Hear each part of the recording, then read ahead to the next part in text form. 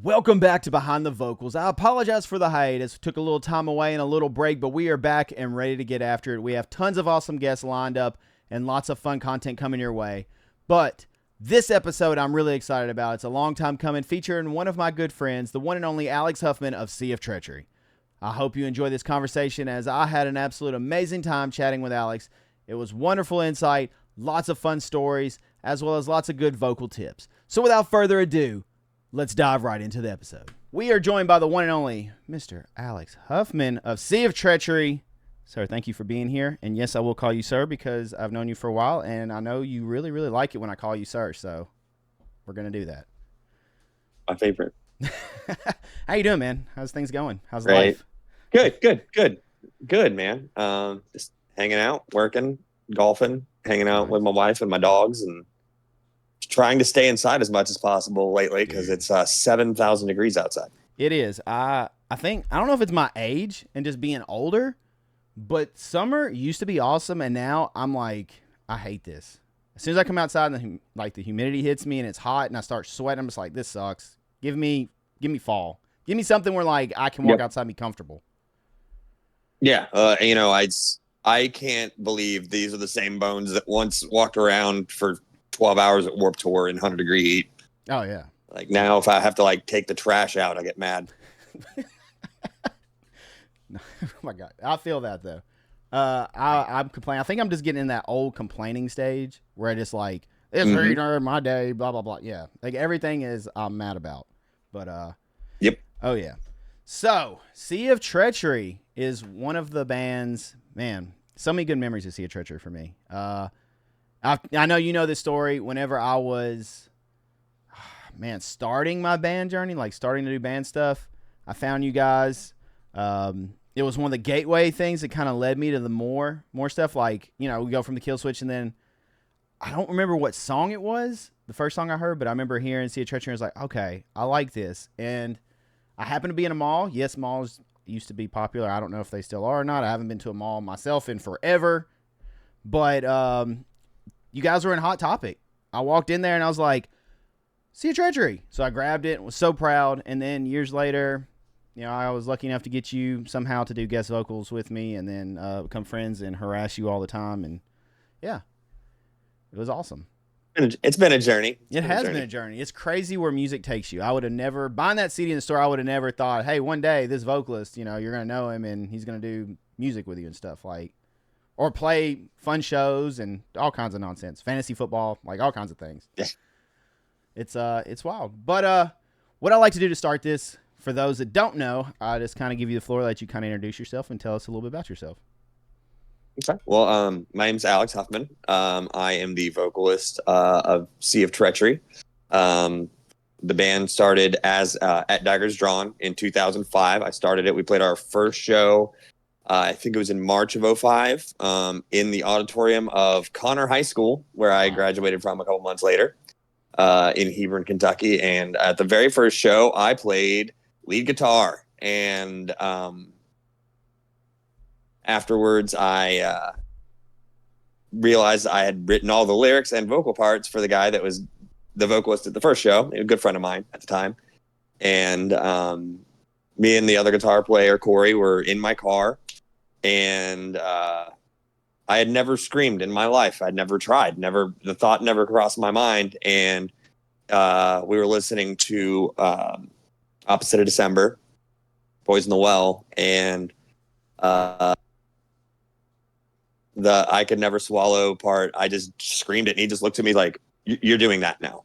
And I was like, and it probably sounded like shit, but yeah, so from then on I was the singer. And so we kept, I was always the kind of person that would like shoot first and ask questions later. So, I'm like, okay, well, we're going to book studio time. And they're like, well, we don't have any songs. Like, we'll figure it out. We'll figure it out.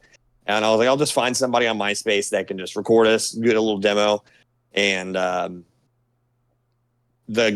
guy that would do our first demo was, I think, 3 songs and like an instrumental track for $100. And his name was Joey Sturgis. In the early days. Just a little name. You may have heard. Well, I'm pretty sure. I mean, it's been 20 years, so I could be wrong about this fact, but I'm pretty sure we were the first band to actually pay him to record. Wow. Like he had just like he was learning how to use Cubase, and like he was in a band. He was actually a pretty good drummer. And I think we recorded with him in July of 2005 for our first demo, and within a year we were back. We'd gone for a couple EPs that are kind of out there, kind of not. But then we ended up doing our first album with Joey a year later, going from not being a band to recording a full-length album in a year, and put it out on a label that me and my college roommate had, and got some label attention, ended up signing with Jerry Clubb as our artist manager, who managed Suicide Silence, Winds of Plague, and Abigail Williams at the time. And we decided to sign with Sumerian. So Sumerian basically re-released that first record, had us change our name because there was another band. There was a band from Germany, I think, called Ed Daggers Drawn. So we came up with Sea of Treachery somehow. I don't even remember. And recorded 2 new songs with Joey. And then Sumerian put that album out in 2008. Kind of had some lineup stuff go on. I actually briefly left the band for 3 or 4 months. My buddy Josh took over on vocals. They did a bunch of tours, and then things kind of fell apart with that lineup. So I came back in 2009 and kind of recruited some people to try to do the band again. And we wrote an album called Wonderland, recorded that, put it out, and then things kind of fizzled out because nobody lived in the same place. We had tried, for whatever reason, to move the band to San Diego, even though there weren't a ton of huge bands coming out of San Diego at the time, other than maybe like, Carnifex and As Lay Dying. But, that album came out after we'd already kind of disbanded, and it was on a label called Blackheart Group that pretty quickly afterwards went bankrupt. So that album is actually really hard to find because essentially everything that was unsold when they filed bankruptcy had to be like seized as part of the bankruptcy operation. Wow. So that's pretty rare. And then basically the band has, we would do some reunion shows for charitable causes and stuff, and we kind of got back together. And masters, like, is that how that works? Like they have your masters for that still, or what? No. I retain ownership of all the masters for everything. So okay. Sumerian, I don't want to get like into the nitty gritty of the contracts, but the thing that saved us with the Sumerian deal, and then we kind of were like, well, this is how we do things.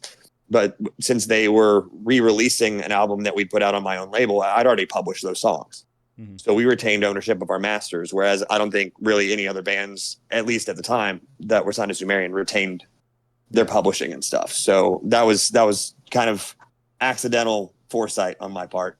I just did it because I wanted the seizure though. Do you still have those masters, or did they take them? I mean, there were no. I don't think there were ever really physical masters. I mean, I had the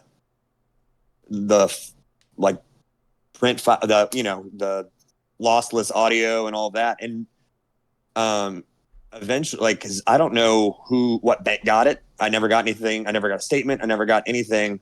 And eventually, it was a year or 2 ago, Wonderland just vanished from streaming. And I was like, well, I'm pretty sure I can put it back up because I own the songs.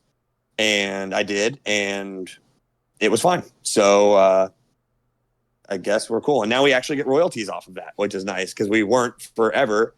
And that album on streaming includes a cover song that gets us some play. So that comes in handy sometimes. I was definitely saving that one, but that's definitely your favorite song ever, right? It opened a lot of doors for us. It was a really cool time. Didn't you want like were they like Pop Goes Punk kind of? Wasn't it on one of those or something? No, we were in talks to be on one, but I honestly don't remember if it was somebody with Sumerian or our management at the time. But I'm pretty sure they were pushing for it to be like the lead single from Punk for that iteration of Punk Goes Pop, which would have included like them paying for a music video for it.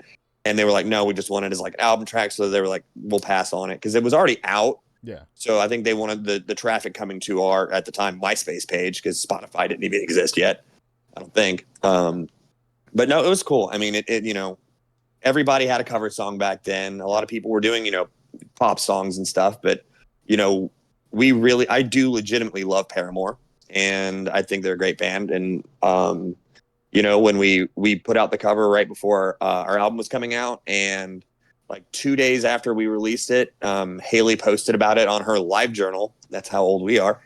And said that it was better than their version, to go buy our album. And like That's sick. Our stats on MySpace went nuts. It was kind of surreal. And then like 2 days later, we're playing at New England Metal and Hardcore Festival with like Meshuggah and Ministry, and it was that was kind of a whirlwind time. But especially trying to play with Meshuggah and ending our set with a Paramore cover, but yeah, it worked. God, Meshuggah, that's insane. Good times back then, man. I think I'm showing my age again. I mean, I've said that before, but MySpace days, man, that was for metal and the scene and stuff. That was kind of a golden age, like networking through there, songs, like getting your music out on MySpace. Tours were booked through MySpace. There's a bunch of stories. I know I messaged people, got shows and like connections to like hook up and trade show stuff. Like it was a good time back then. It's definitely changed a lot now. Yeah, I mean, well, I mean, the cool thing about it is it kind of put, artists and just normal people kind of on a level playing field, and the integration of music into the pages themselves and allowing everything to be so customizable and personalizable. And it really was kind of like almost like a hustle culture. And, part of me when I'm walking, through an amusement park or something and see a bunch of, 14, 15-year-old kids doing TikTok dances, I'm like, well, this is ridiculous. And I'm like, I remember what all of us looked like in 2005. So I should probably stop judging these people, because all they're trying to do is get their things out to the world. And that's what we were doing. It was just, I think it was a very democratic kind of system. The harder you worked, the better your songs were, the more you were willing to help out other bands and pump up other bands. It all kind of created this world where, music that,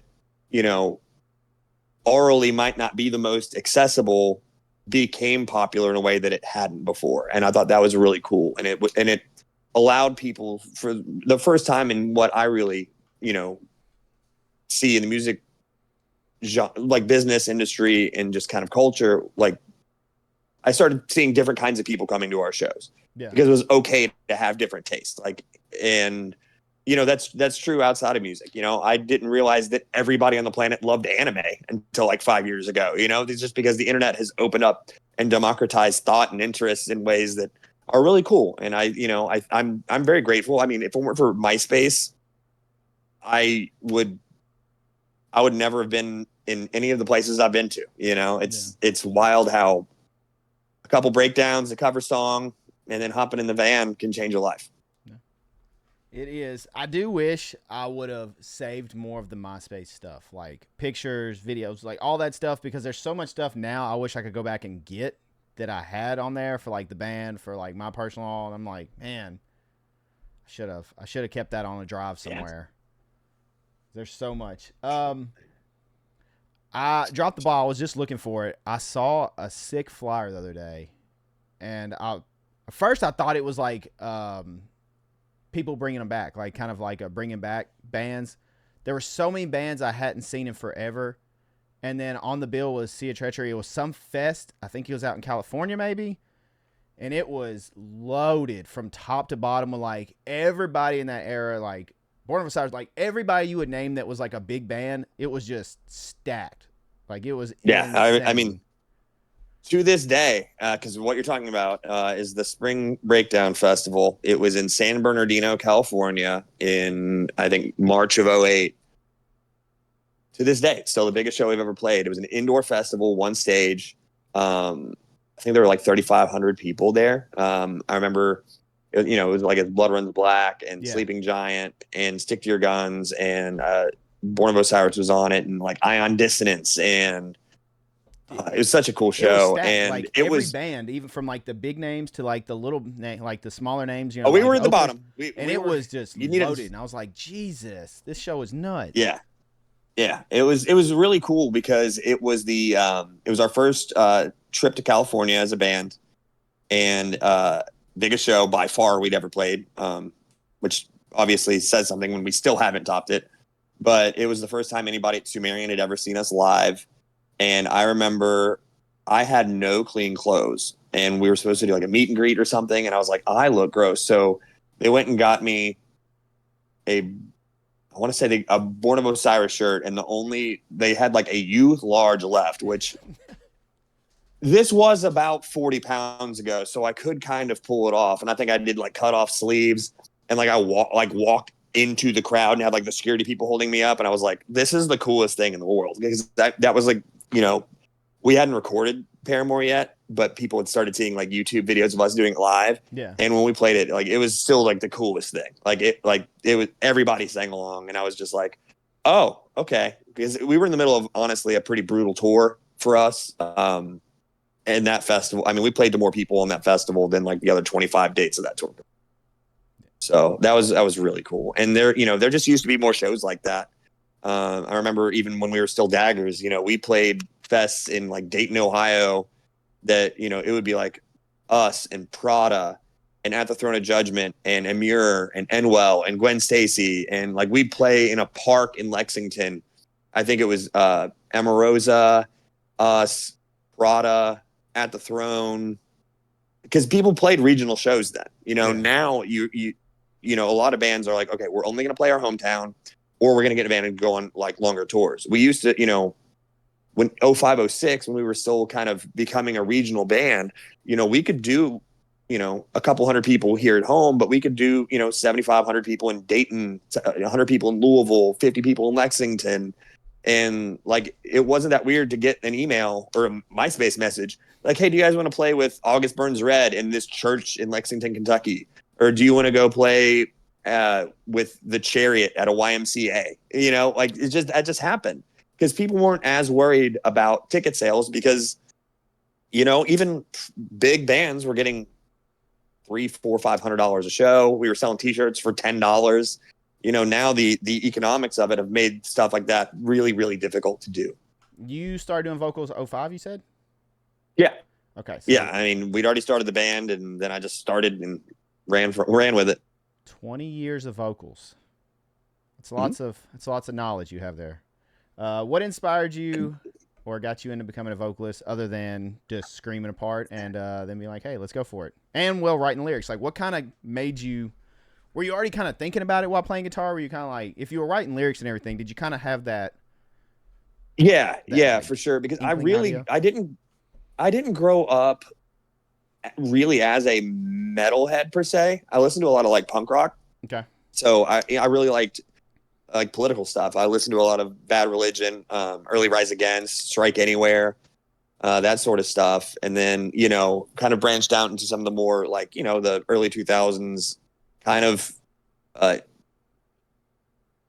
third wave emo, post-hardcore stuff. I really liked Thrice and Thursday and stuff like that that didn't seem cheesy.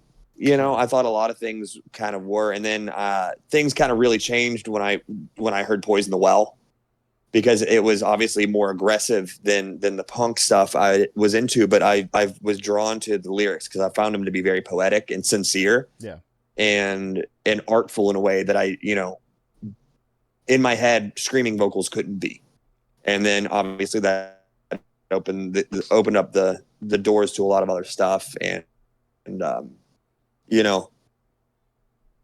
I kind of happened into being in this band because my favorite part of being in a band is like planning stuff and going on tour with my friends and like staring at maps and obsessing over the best way to route this or do that, or that sort of stuff. So like the screaming, like the vocals for me were almost a vehicle to get to the parts that I enjoyed, and then I just kind of over time accidentally got good at it, I think. Okay. Yeah. I guess so you're very logistics. You like getting all the planning, doing all the back end stuff, pretty much. Yeah, it's just fun because then you get to see everything come together or fall to shit. Something will happen. But that's always been like the fun thing for me, because when I was younger, I booked shows. I started booking shows when I was 14, at a public access cable show where I interviewed bands like Poison the Well and Thrice and Thursday, and I did that. I was 14 years old with a cameraman, like at Warped Tour with a press credential. How did you Like do it that? was How did you get crazy. into that? So I had a couple friends. One, my friend Sean, he was super into like Jackass kind of stuff. Yeah. And my buddy Jonathan was just always kind of a tech guy. Like he's still like he's a very well-known like DJ kind of personality in the Cincinnati area. He does a lot of like trivia and hosting, and he's just like this big kind of personality. And he was like, well, they have the public access cable place. It was like 20 minutes from our house. And he was like, you take like 4 classes on how to like use the camera and we were cutting tape. Like this is pre-digital camcorders. We were using an AB roll. And he was like, and they let you you check out the cameras, you book editing time, and it's all free. The only thing we had to pay for was our travel to wherever we were going and the SVHS tapes that we had to buy to film on. And, different time, but I would find, I'd go to a record label's page and be like, hey, my name's Alex. I didn't tell him I was 14 or 15 years old, but I was a pretty good writer. And I was like, I've noticed that this tour is coming to Cincinnati. This tour is coming to Cincinnati. This one's going to Louisville. I was wondering if I could set up interviews with these bands, film a couple songs. And I quickly wisened up to following, their release schedule. Because if you're either the label or a label big enough to have their own PR, they'd be like, they got to the point where they would just start emailing me. Like, hey, Coheed and Cambria is going to be at Bogart's. Their album comes out next week. Can you do a feature on them? Yellow Card. Like all these bands that ended up becoming huge. And like I was 14 and friends with Yellow Card. That's so cool. And it got to the point where and we didn't have that many viewers, but there were so many bands that hadn't done video interviews. Everything was magazine driven at the time. Until you got to a certain level, and then you could be on MTV2, Headbangers Ball, or Fuse, or something like that. But like I was the first person to interview Avenged Sevenfold on video. Wow. And they freaked out that we're going to be on TV. And they're like calling their parents because I didn't when you're 14, a 19-year-old looks like they're 30. Yeah. I didn't realize that everybody was a kid, and it was just so innocent and fun. Like I think the statute of limitations is up here, but like the first time I smoked weed was with the drummer from Yellow Card, like backstage at Bogart's in like 2002. It's Wow. like, it's just weird how different, because now you have to jump through 8 billion hoops and they want to know everything about your show. And I get it, because you don't want to accidentally like get interviewed by like a Nazi sympathizer or something, and then you're associated with that. But back then it was just, it felt more pure to me, but I was probably also just naive because I was a kid. Yeah. That's so sick. So you might have missed your calling of being on MTV, being a host. Probably a little late for that. Well, maybe now. Yeah. You could have done it. You could have Maybe. been, you and Jamie Josta could have hosted like Headbangers Ball or something. You could have took over for him. Well, yeah, that would have been cool. Jamie's a good guy. All right. So you played guitar first. Did you play any other instruments before getting into vocals? Bass, some. Okay. The very first band I was in, I played bass in like a pop punk band. We just played a couple shows. Had like one actual song we recorded like on an 8-track. Nice. But that was very brief. I was more into the business side of things until Daggers, really, and I was just like, oh, in my head, because I'm not very good at guitar still. I'm not, I could probably passably play bass in, like a hardcore band or a pop punk or punk band or something. But, I saw this style of music as like the easiest path for me to like accomplish some cool stuff. Cause I like all kinds of music. Yeah. But I was just like, okay, well, I don't have to like obsess over rehearsal, or so I thought. But I saw it as a means to an end, and then everything just kind of worked out. Like I'm very fortunate and very lucky that we caught a lot of lucky breaks and met a lot of very helpful people at times where, I caught them when they would care about us. Yeah. And that helped. That took us a long way. So I got two things. First one, you mentioned punk rock. Have you noticed the early 2000s metalcore era was filled with punk rock inspired musicians? Oh yeah. Like you Oh ask yeah. any of the metalcore bands or any just a lot of the metal bands, and they're gonna talk about they were a punk rock. That's what they were into first, and then they kind of migrated to the hardcore, and then everything. Yeah. Oh, 100%. I mean, whether you're talking East Coast bands or West Coast bands, like, there's a lot of punk in, Yeah. Darkest Hour. There's a lot of punk to me, in early Lamb of God. Yeah. There's a lot of punk in Avenged, their first couple albums, Thrice, Atreyu. Like, they're just heavy punk bands that kind of, naturally got better at their instruments, started getting more technical and really explored the more metal elements, because I think a lot of people that grew up with punk saw kind of mainstream metal as cheesy. Yeah. So we just kind of made our own, probably still cheesy, but in a different sort of way. And I think that is what brings a lot of the authenticity to metal and metalcore, kind of post 2000, because I think it had more of that meathead kind of stigma, whether deserved or not, prior to that. Okay.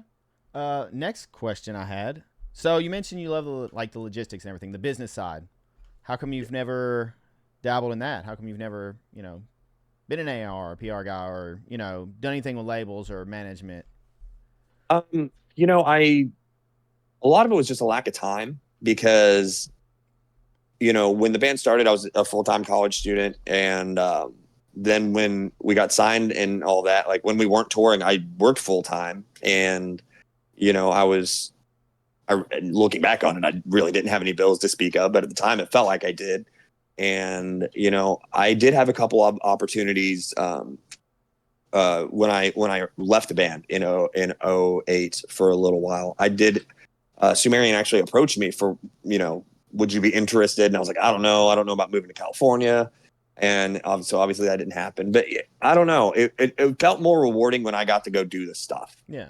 Because I have tour managed. I tour managed close to home for a few years, and I've put on lots of shows and that sort of stuff. But I like feeling the results. I don't want to just see numbers coming in on a SoundScan report or looking at merch numbers for the week for some other band. It just never really struck a nerve with me like you would think. Yeah. All right. Okay. So since we found out you could scream in the car, going from song, how did you learn to do vocals?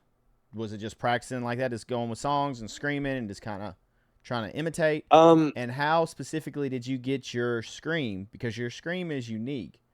I definitely, when I hear you with like your more higher register, kind of like high mid-ish scream that you have, it definitely stands out. So I'm like, oh, there's Alex. Like you can, it doesn't like, it stands out in the crowd as well, I guess I'm trying to say. Like it's very different. Well, I would say it was kind of a gradual process, because when I started, it was kind of just that scream. It was pretty much all I did, the kind of higher thing. And a lot of it was because I listened to like that first Haste the Day record and, early Poison the Well and I think that sort of stuff. And because when the band really kind of started going, our guitar player, Corey, his favorite band beyond a shadow of a doubt was Black Dahlia Murder. And he's like, you need to do these low screams. And I'm like, those sound stupid. I don't want to.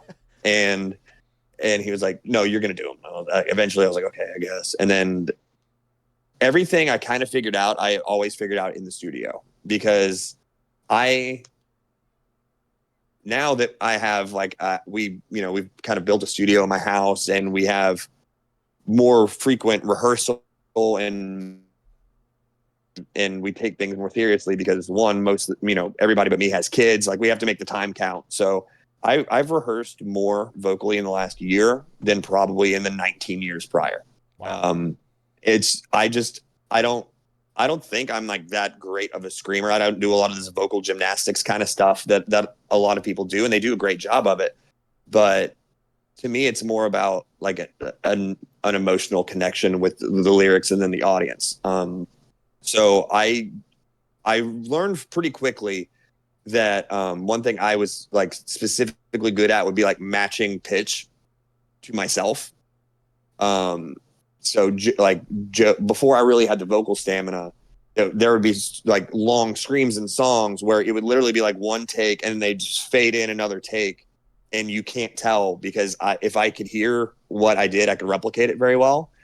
But I really didn't like listen to any other band and like outright be like, I want to sound like that. It was more of a, oh, I wonder what they're doing there. I wonder if I could incorporate that, or if it would sound forced, or like I'm trying to be too all over the place. And I think I kind of settled into 2 or 3 kinds of basic screams, like my high mid, kind of just a mid, like a powerful one, and then like my lows.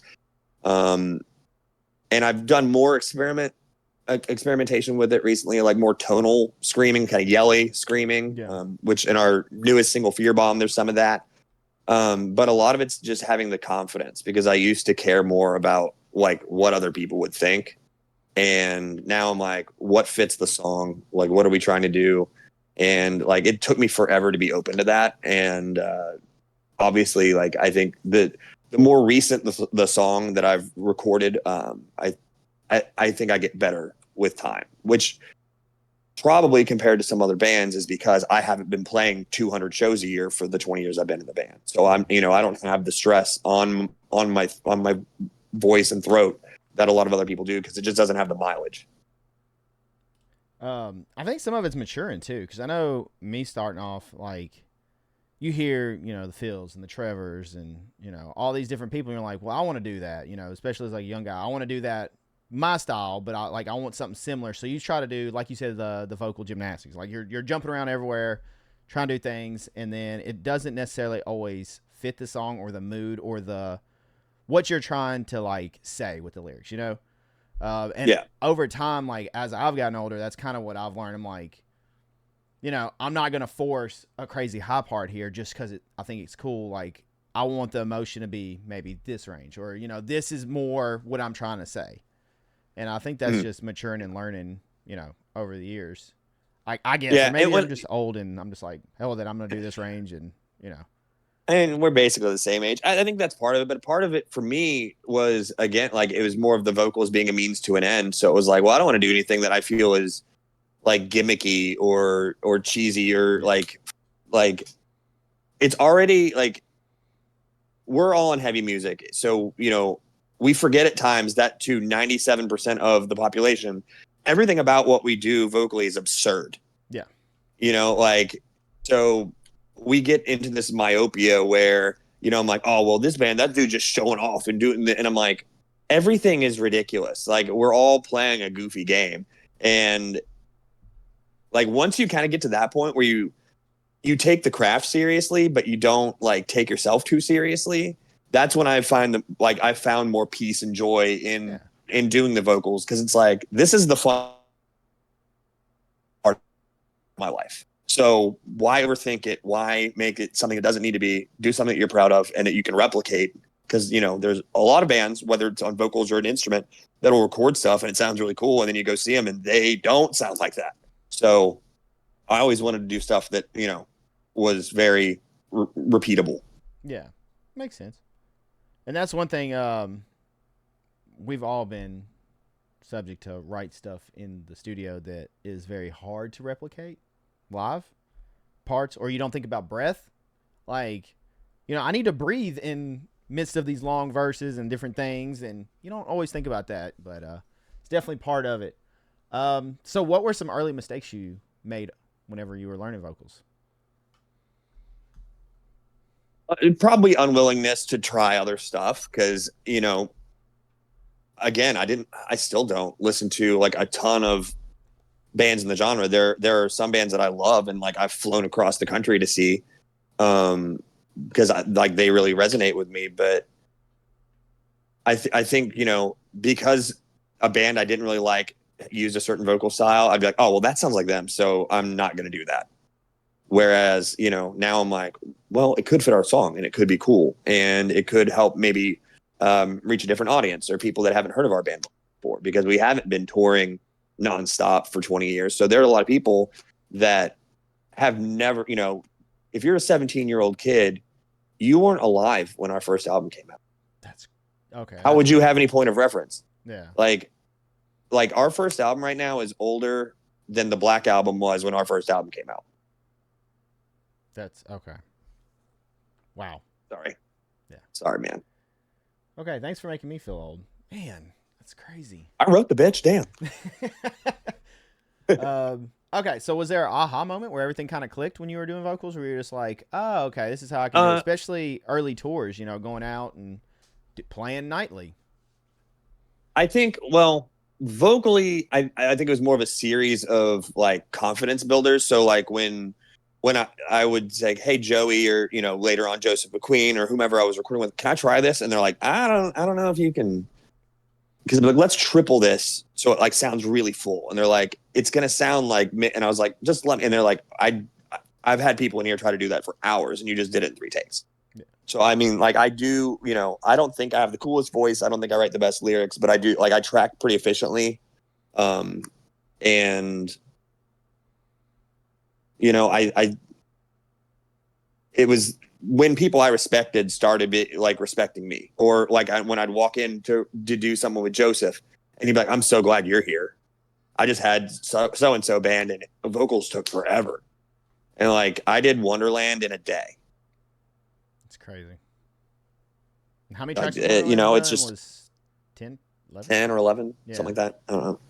And like 2 of the songs I wrote while I was tracking them, because until literally we were ready to record vocals, all I'd ever heard of most of these songs were guitar profiles with no drums. Wow. And that was the same, like Adam, who played drums on that album, who ended up playing for All Shall Perish and Amir after, like he'd never really played these songs, and he did all the drums in a day or 2.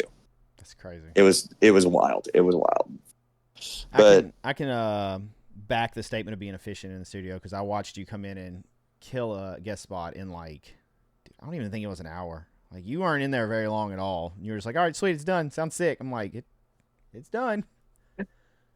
Like, it's done. Yeah. I remember guitars took forever for us. Just, they were up there. That's normal. Yeah. And it come to the last day, and so it was like, or next to the last day or whatever, and it was like, all right, vocal time. And how I had recorded vocals previously was just like almost line by line. Like, you would do a line, stop, start again, get your breath. Like, so I did like the first song or 2 that way. So obviously it took a little longer to like do the line, stop, McQueen be like, all right, click track, go, here we go, start again.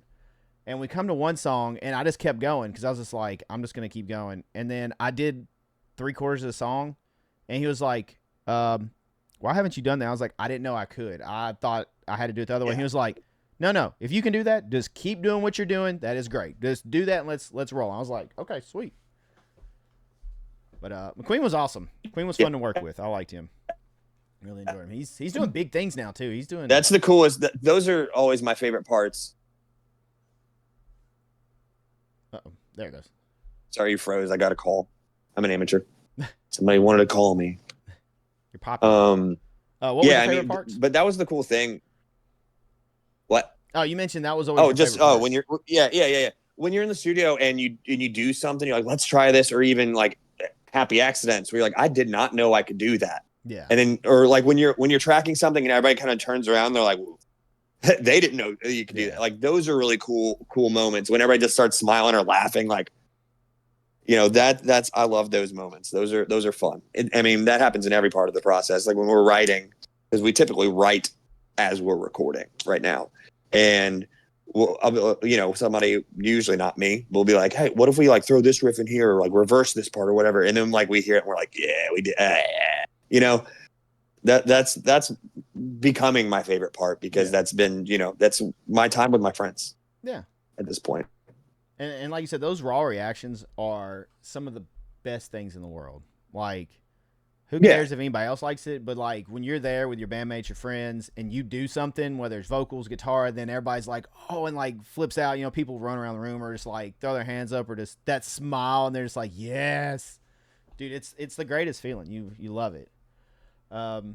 Okay, so do you have a routine for vocals to get ready, and does it change with different variables, like if you're playing a one-off show, or if you're in the studio, or you're on tour, or even if you're under the weather? Do you change anything to help, or do you do anything special?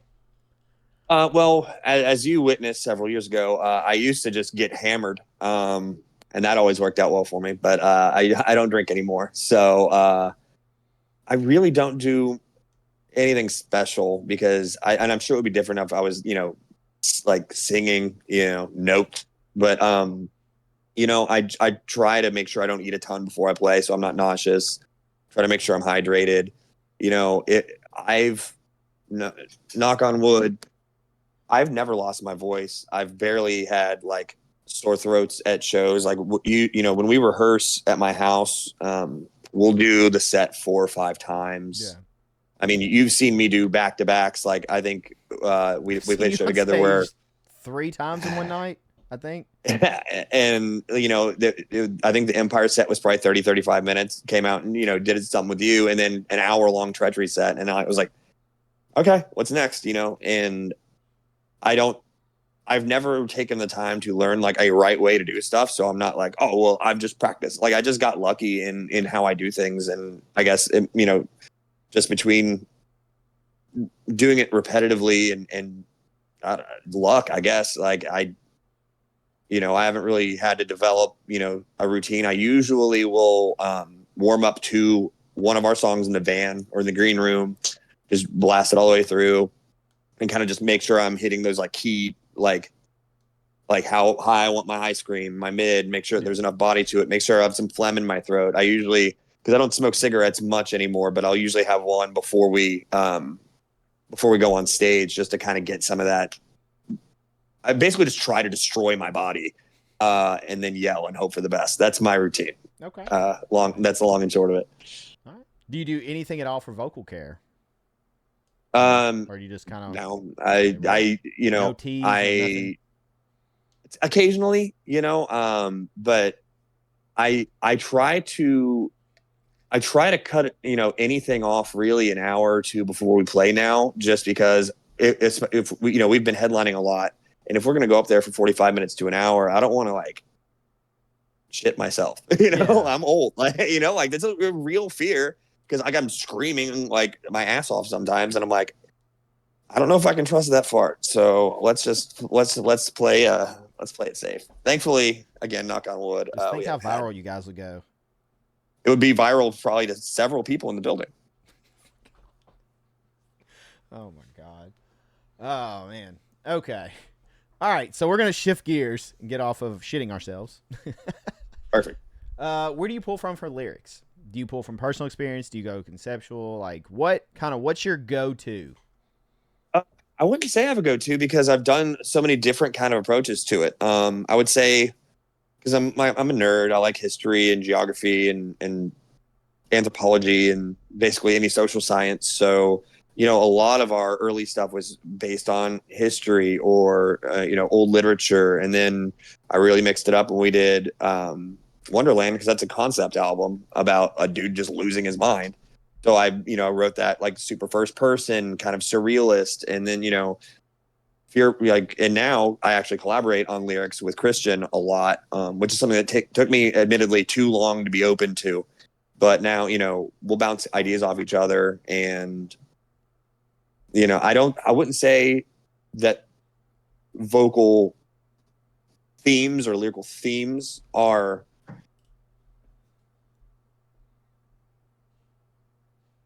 something I look of the emotion of how other I hear. I'm like, I like how they deliver that. So maybe see how I can put my own twist on it.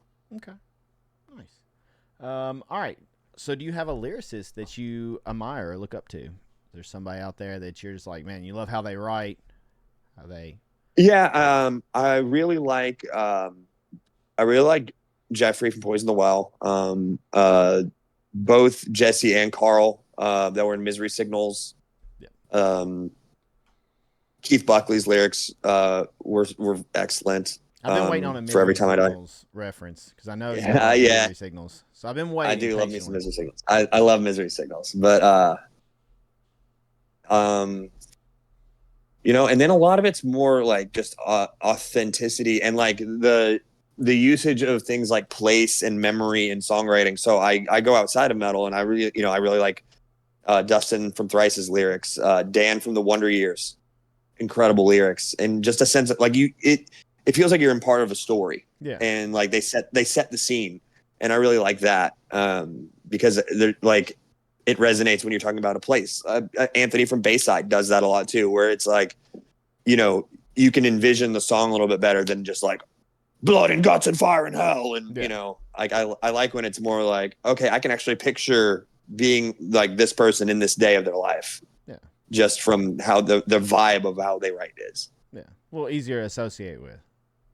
Yeah. And it's, definitely more relatable. And don't get me wrong. I think we have at least 2 songs with hell in the title. So it's not like I'm, opposed to having some of those sorts of themes, but, just putting my own spin on it so it doesn't seem forced and cheesy. Yeah.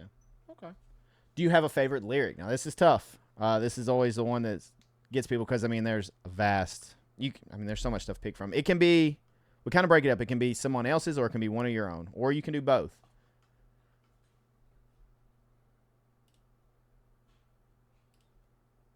Putting you on the spot.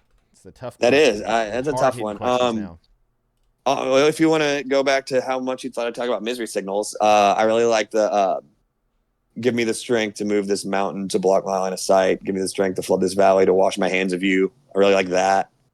I don't know, for stuff I've written, I really like in Who's Winning, You or You from Wonderland, where the guy's like literally having like a psychotic breakdown.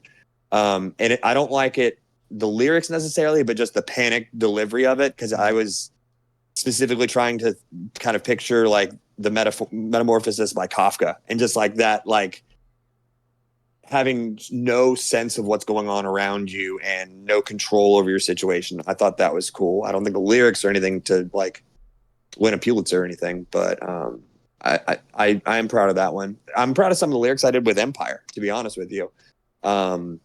That I can make gravel out of mountains, like that's that kind of stuff, and it just it hits, so stuff like that. There are definitely more lyrics I have from our older stuff that I'm embarrassed by than stuff I'd be like, yeah, that one's dope. What is there one particular that you're embarrassed by? There's one that's funny. Okay. There's a song on Daggers called "And the Angels Were Silent," and Joey didn't point this out until we were like mixing, and it was like kind of too late to go back and fix it. There's a lyric it's like because it's criticizing or like evangelical organized religion, and lyrics for life, for marriage, for God, but fuck the poor. And Joey's like, you realize you say but fuck the poor, right? And I was like, yeah, I do now. Nice. There was your T-shirt. You missed it. I'm sure that would have sold great. Oh God. Where did you pull lyrics from? I never was a white picket fence. Honestly, that song was. And yes, I picked that one specifically because I don't know why, but I always really liked that one.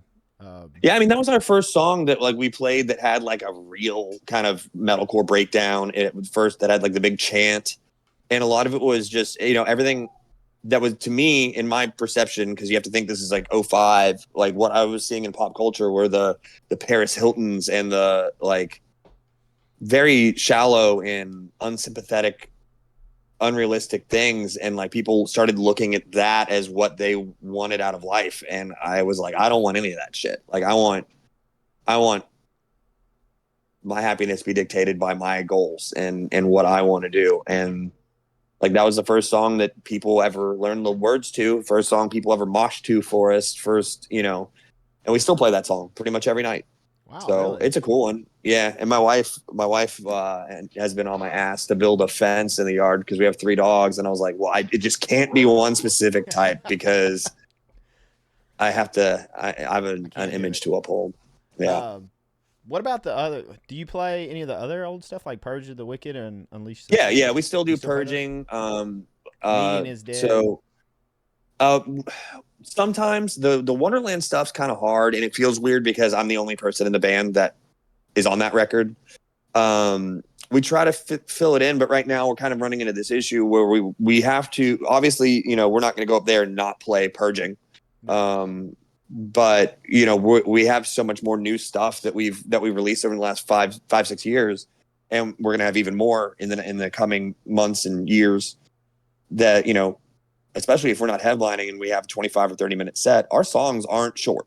Yeah. So we have to kind of editorialize for time, because I mean, a lot of these festival sets we get 5 songs, so you kind of have to pick your battles on that one.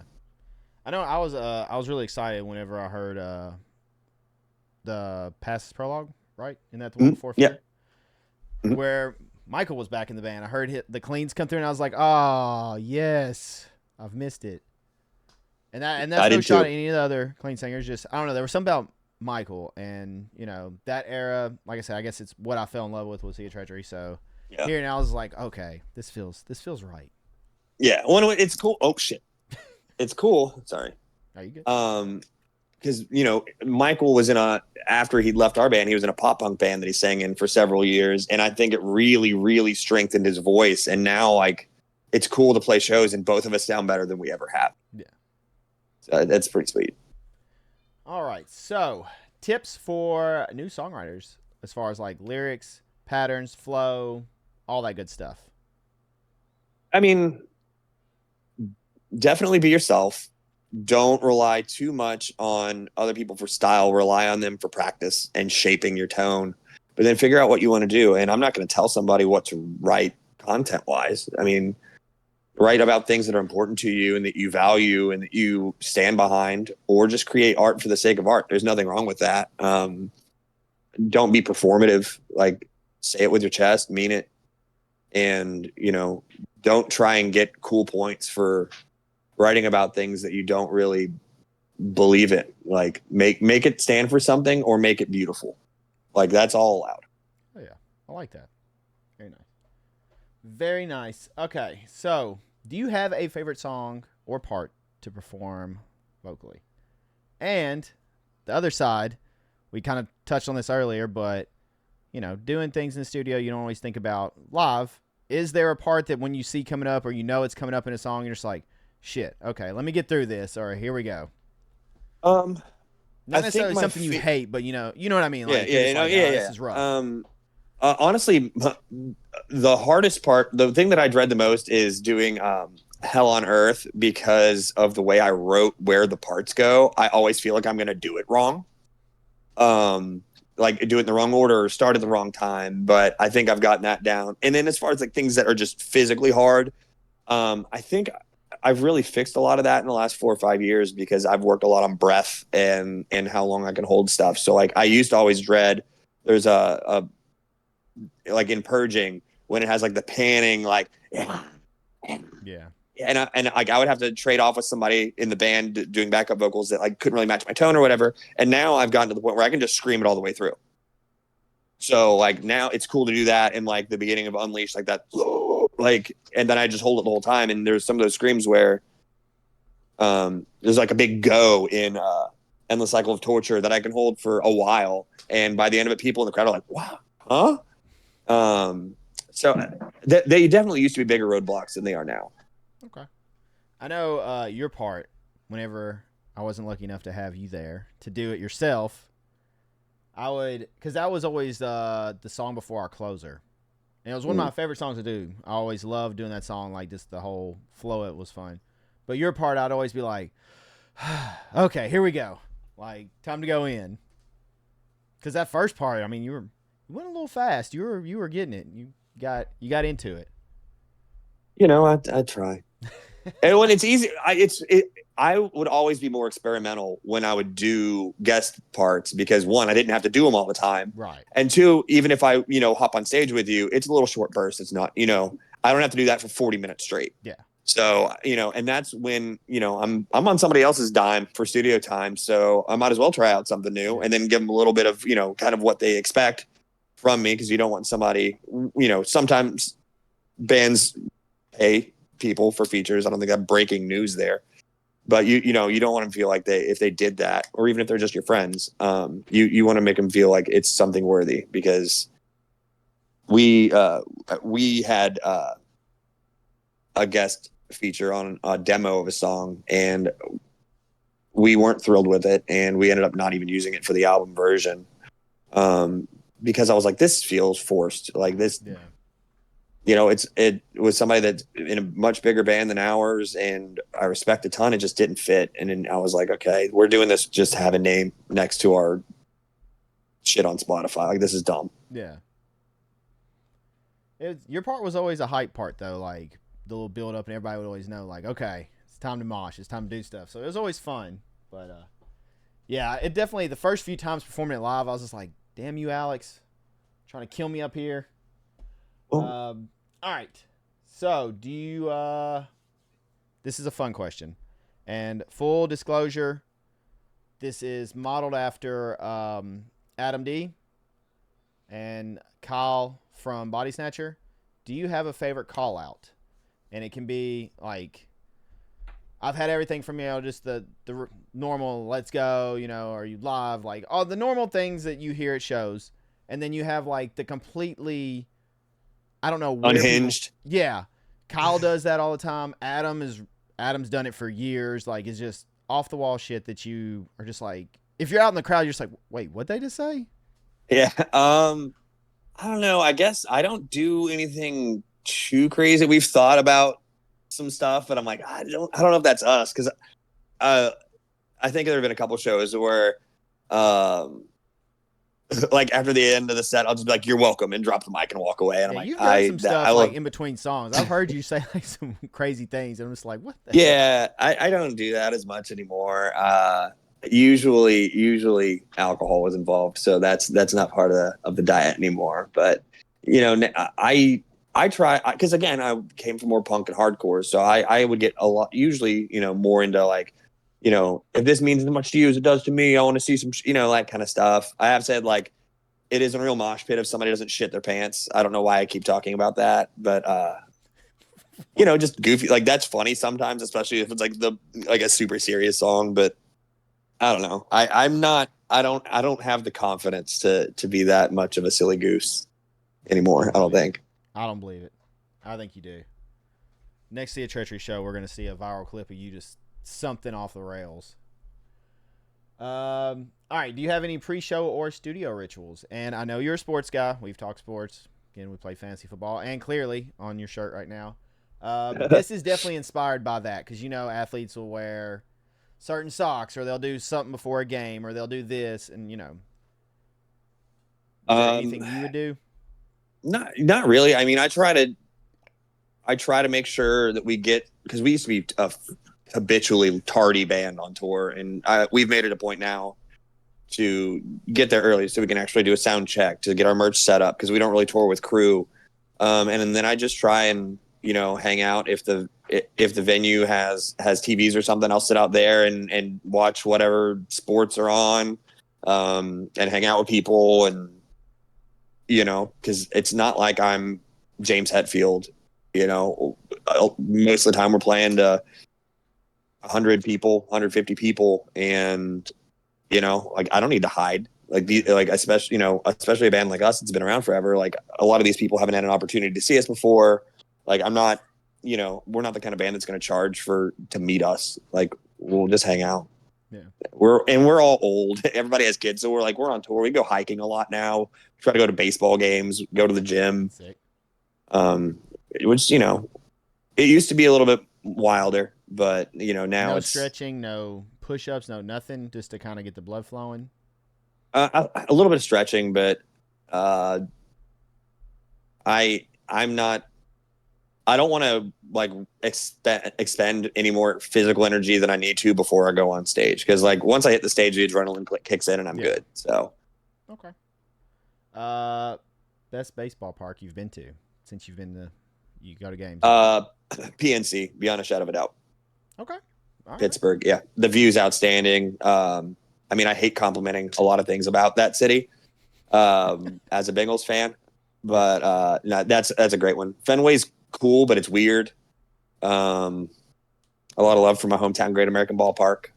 The worst baseball stadium, and I can say it because it doesn't exist anymore, but Turner Field was the biggest shithole I've ever been to in my life. Wow. I felt like I was going to a baseball game in North Korea. Really? Yeah, like nothing was branded or labeled. It would be like beer, hot dogs, pizza. Have you Like, been I'm to like, what Truist? is it? Not yet, no. I'll I be want going to. in I a mean, couple weeks. I'm going to Truist. So I'll be yeah, I mean, I've only been to like 8 or 9, I want to say. nice. But I've been to Wrigley's cool. I've been to is it Chase Field in Phoenix? We went Yep. there on a close to home tour. I've been to Petco. That's cool. Been to Dodger Stadium. It's cool. Hot, but it's cool. Yeah. Yeah. Fenway's on my bucket list, just the history. I want to see, Green Monster, all that. Like it's Yeah. And it's old. Like, and it yeah. feels old. Like they don't upgrade things in there. But it's weird because they have like it's the smallest park, permanent park in baseball. I guess there's 2 teams playing in minor league stadiums right now. Yeah. But it only holds like 27,000 people or something. And Really? there's like and I lived up there for a little while, and like you could get tickets and straight up be behind a pole. And I'm like, why is there a seat here? But they were trying to get every dollar they can out of it. All right. So get back on. Let's see. You have any fun tour stories for us? We're gonna derail a little more. That you could say. Obviously, there's probably stuff that shouldn't be said. That is very correct. I don't know if I should sell out my drummer on this one, but I'm going to. It's funny. So we were in Denver, Mm-hmm. and this is 2019, and Cody's not a small dude. He's like 6'4", probably 225, pretty big guy. He'd never had any cannabis of any sort in his life because he follows the law. But we were in Denver, so when in Rome, and he got this 10-pack of cookies, and he texts his wife like, "Hey, I got these cookies." And the lady told me to eat like a half of one and wait an hour and see how it goes.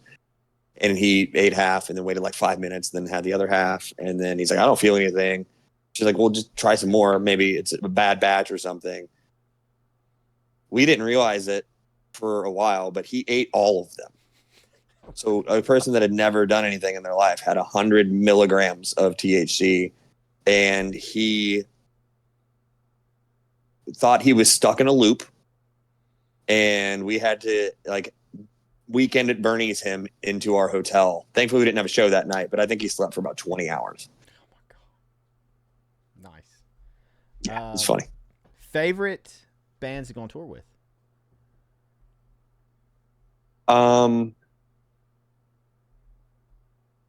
After the Burial was really good. I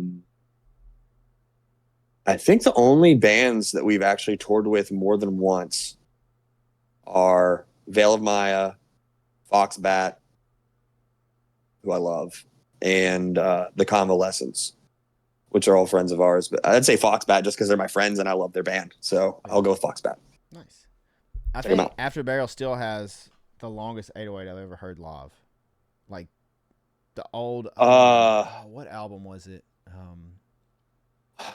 The thing I have to lasted disagree. for. I'll never forget. I was in the Muse in Nashville, and it's when Justin was in the band, and he had like a Yeah. pedal he would press for the 808, Mm-hmm. and he pressed Mhm. it, and I felt it in my chest. What felt like half the song. I was like, "Is this thing ending? Like, what is happening?" The only nomination I would have would be like first album Impending Doom, Okay, because we toured with them and half their set was an 808. It was the heaviest shit I've ever heard in my life. craziness. Great dudes too. So what's going on with Sea of Treachery? What do we have to look forward to? What can you tell us about?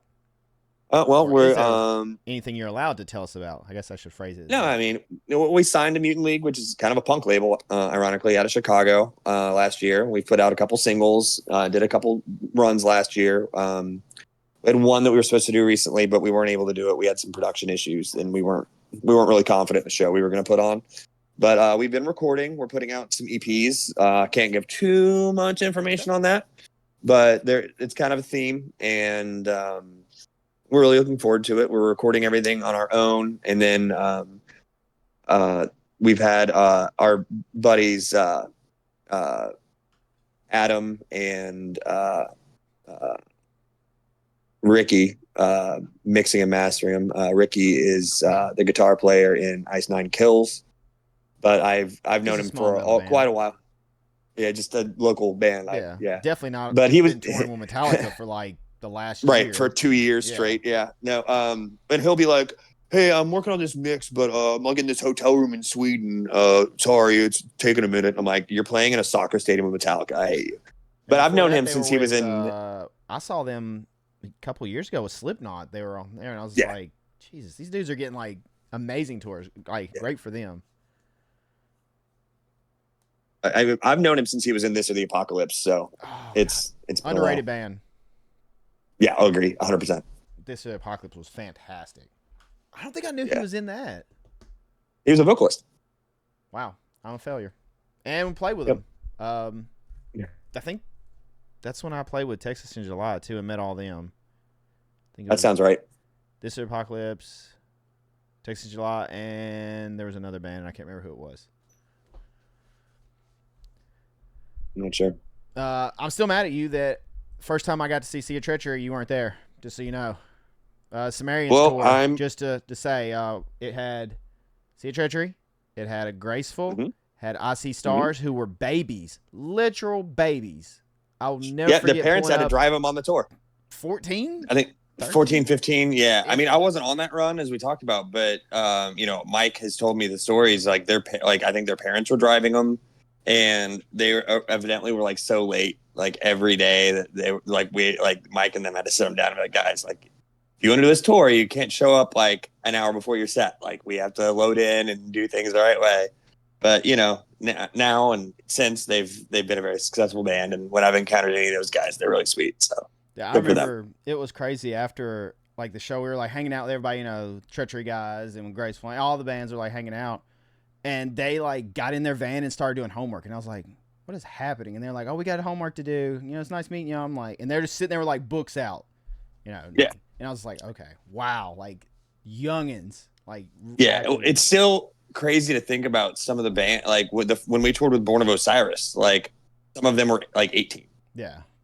And they were headlining the tour. It's just crazy how young some of these people were. And like so many of them are still doing it, and it's like, okay, well, it's awesome to see. Like it really is. Is there any bands that kind of were coming up with y'all that have like kept going and they've blown up since then? Oh yeah, I mean, the first two full lengths that Joey ever recorded were ours and Prada's first record. Wow. We played some shows with them in Dayton and Louisville. They opened for us at my 19th birthday show when I was in college. I paid them like $40. They obviously did very well. Emarosa kind of came up at the same time. I know that band's gone through a lot of different iterations, but I think all of them are really cool. Beneath the Sky came up in Cincinnati at the same time as us, close to home. Rose Funeral. I loved it. Yeah. But, there were a lot of bands that we, I wouldn't say came up with that like really blew up that were like from here. Yeah. There were some bands that kind of came just barely after us. Because I remember when we were signed, we were doing some weekend runs with Before Their Eyes, if you remember that band. Mm-hmm. And like we played a show in somewhere by Dayton. I think it was like Troy, Ohio. And the two like locals that sold tickets to open were Attack with Austin and Miss May I. Wow. Yeah. So, I mean, some stuff like that, a lot of it was more of kind of, because we're kind of always an in-betweener band. Like we're too heavy and technical to really mesh with like the really melodic bands that aren't as screaming heavy. But especially on the first record, we weren't technical enough to really hang with, like, our first tour as a band was Born of Osiris, Veil of Maya, After the Burial, and us. And we'd gotten spoiled because we were either playing in Cincinnati or Lexington or Louisville or Dayton, and places like we didn't really have to know how to put on a show, and people would start we did well, we drew well. And then we played the very first show of that tour. It was in I think Arlington Heights or Elk Grove Village, Illinois, at a VFW hall or some sort of hall. And it was Born of Osiris's hometown show, and there's like 600 people there. And we go on stage thinking like, yep, we're just gonna, and then nobody gave a shit about us at all. And we were like, oh, this is bad. This is real bad. Because After the Burial went on right after us. And I was like, oh, we are so cooked on this tour. Like, it was just, some of the most incredible guitar players, drummers, bassists I'd ever seen in my life. And I'm like, we have to open for this for the next 3 weeks. Like, oh, this is That's going a to be a long stacked tour. lineup. That's a rough lineup. Yeah, but what was cool though is everybody was really encouraging and supportive, and and the coolest thing about that tour, and this would never fucking happen in 2025. I don't care. It's because it's not up to the bands really, but every band got to play their hometown on that tour, and every band headlined their hometown. That's sick. Yeah, like that just would not happen because for one, production and scheduling and stuff is way more kind of rigid. You see some more of that in like hardcore, where there's underbilling, overbilling, and stuff. Like in more metal, you just don't see it. Yeah. That brings me to another question I want to ask you. As someone who's done this for 20 years, what is the differences for bands trying to make it now or trying to get out there now compared to the MySpace days? Because we're in a much more digital, social media heavy age. So what kind of advice do you have for bands and stuff trying to do it nowadays? I mean, it's kind of two sides of the same coin, because we were doing as much social media as we could, and it gave us that kind of range. The things that I've had to kind of learn and negotiate are the fact that, like, now it's more algorithmically based, whereas it used to be more just true kind of social capital that you had, and you had to actually network with people. And now, people are buying a lot of sponsored posts, and they have kind of release strategies that are really geared towards hitting those algorithms, getting out into those editorial playlists, that sort of stuff. So, I mean, do your research. There's all kinds of resources out there for younger bands, and just, stay true to yourselves. Like I always say, don't do everything for a specific reason, but don't do nothing for a specific reason, because you need to have strategy. You need to have a purpose to most of the things. But at the end of the day, my band in kind of the overall scheme of metalcore, we've done some cool stuff, but you could name 100 or 200 bands before we would get to us. And like, we're in kind of a niche genre in the overall music scene. And just the success we have, I think, like, we're in the top 2%, 1%, something like that, of all global artists on Spotify, for example. But so, like, that next step is the hardest step. So you just have to, like, keep pushing, always have content coming out. And that's something that we're really working on, because, it's so easy it's so much easier than it used to be to make a record.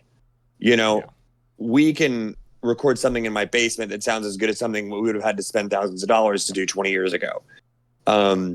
So you have to have good music. You have to be able to play well live. But you also have to make an emotional impact and get people invested in you as almost a public figure.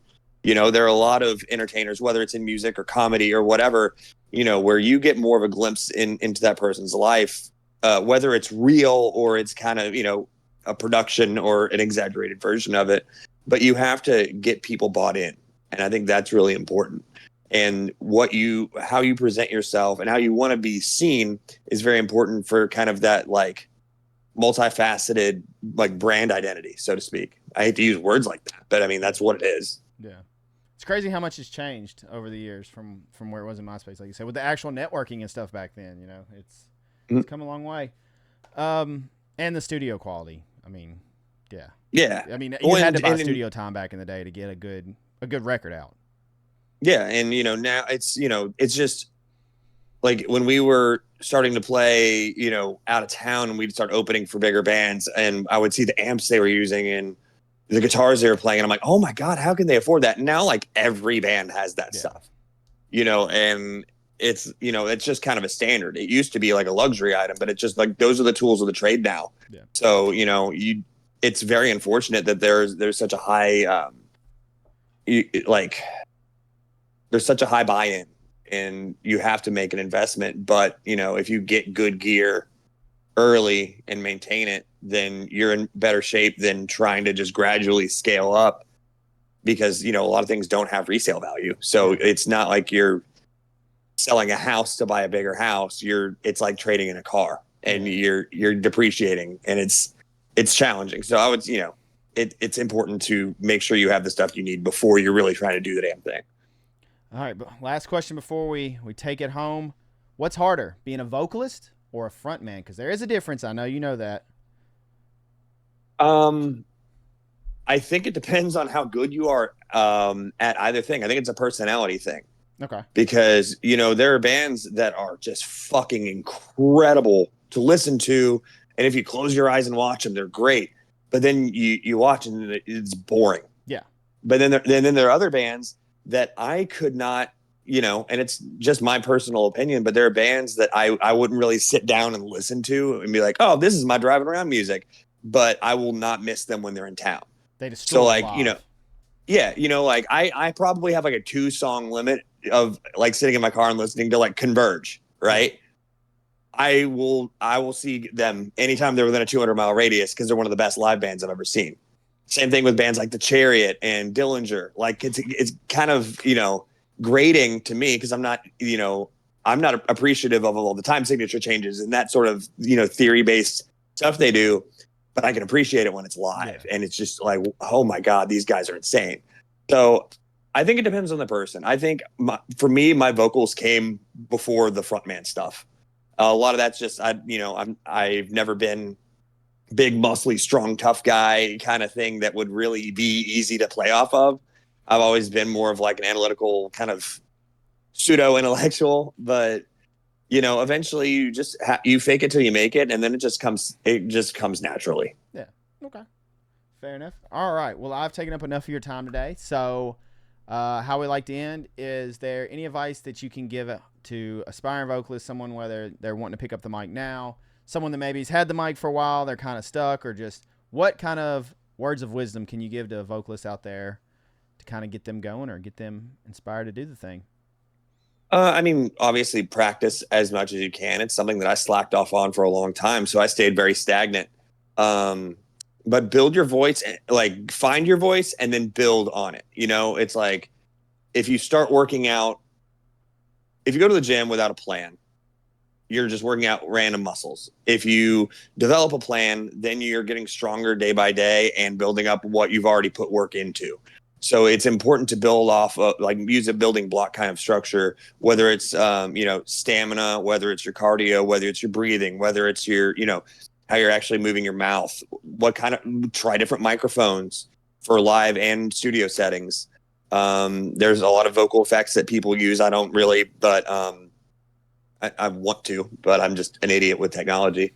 It's easier to practice like with an in-ear rig if your band has something like that. If you can get you can really spend, if you have a computer already, which a lot of people do, you can get an interface for $100. You can download Reaper, download some plugins, and get an SM7B, and you're like kind of all in to really do stuff on your own after some YouTube tutorials of how to use the software and all that. And you're in like $300, $400, and you can just refine what you want to do and hear it back. And there's so many, if you want to learn how to do different styles of music, there's so many instrumentals of artists that you already know. So you can kind of compare and contrast, what you can do versus what somebody else can do, or you can just have fun with it. I've had the most fun in music when there's not that much pressure. So I think it's better to find your voice before there are consequences attached to it, because the last thing you want to do is be behind the 8 ball and trying to play catch up when you're also living a different lifestyle than you normally have. If you're touring a bunch, or if you're, basically because being in a band, even if you're moderately active, touring and recording and stuff, most of us have another job. So it's like having 2 full-time jobs, and, you have to prioritize rest and health, because the times where I have felt like shit on tour, it hasn't been because I've lost my voice. And even when I was drinking, it wasn't really from partying. It's because I didn't sleep or get good sleep. Now, instead of us all going to the bar after, or doing, going to the cool 3:00 in the morning pizza place or whatever, like, we get a hotel. And like, it's not that the band's making a fortune, it's that we don't tour that much, and we're all in our 30s, and we'd rather everybody throw in 20 or $30 every night just so we can have a comfortable place to sleep than try and, sleep in a van and wake up feeling like you slept on a bag of antlers. Yeah. Yeah. So rest. Very important. Very, very important. All right, sir. Like I said, took up all your time. There's your sir again. You're welcome. What's the Treachery plug? Anything you want to plug right now? You have going on? You guys' links, whatever. Feel free just to. Yeah. I mean, we're on all the streaming services. We have some merch available online. We don't currently have any announced shows or tour dates, but look for some 20th anniversary stuff that we're starting to kind of work on. And then we're actively recording right now. First EP is making pretty good progress. So hopefully it depends kind of on vinyl production, I think, more than anything when it will be out. But I would be looking for hearing some new stuff here in a few months. Sick. Love hearing that. You can't get this shirt, though. This is a collector. And my wife just informed me earlier when she saw it, she was stealing it. So I was like, oh. That do be happening. Yeah, it does. All right, man. Thank you so much for coming on. I appreciate it. No worries. You're a legend. Appreciate you, man. And have a good one. Everyone go check out Treachery. Thanks, Ed. Have a good one, buddy. Thank you all so much for watching or listening to this episode of Behind the Vocals featuring Alex Huffman of Treachery. Be sure to check out all the links down below to go show Treachery some love. Keep an eye out for new music, as well as tour dates to see when they're coming to a city near you. Thank you so much for watching or listening. I appreciate it, and I'll catch you guys on the next one.